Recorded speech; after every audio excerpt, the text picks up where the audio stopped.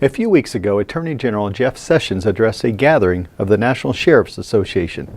One of the more underreported aspects of that speech was what he said about civil asset forfeiture, one of the most egregious and all too common abuses of our constitutional rights by law enforcement.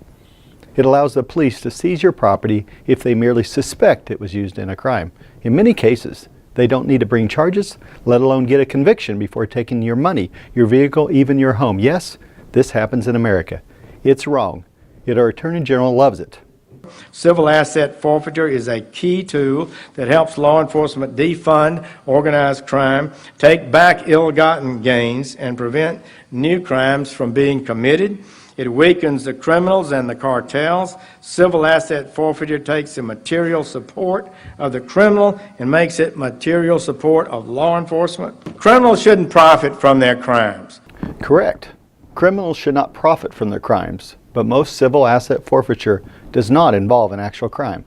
To cite just one example, the former head of the asset forfeiture unit at the Bronx DA's office said no criminal charges were filed in 85% of the NYPD's seizure of property.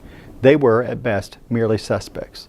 In most states and under the session guidelines at the Department of Justice, the authorities need only defend in court a preponderance of evidence to take and keep your property.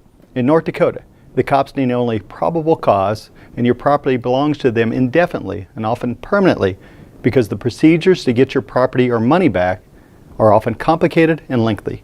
Happily, states are waking up to this injustice. Illinois, for example, reformed civil asset forfeiture procedures last year. Alabama is considering a similar measure, and so is Congress. We honor the police when they protect and serve, but not when they serve themselves to the property of Americans who have never been even charged with a crime. Private property rights and due process are bedrock American values. Congress and more states need to do more to remind law enforcement of that.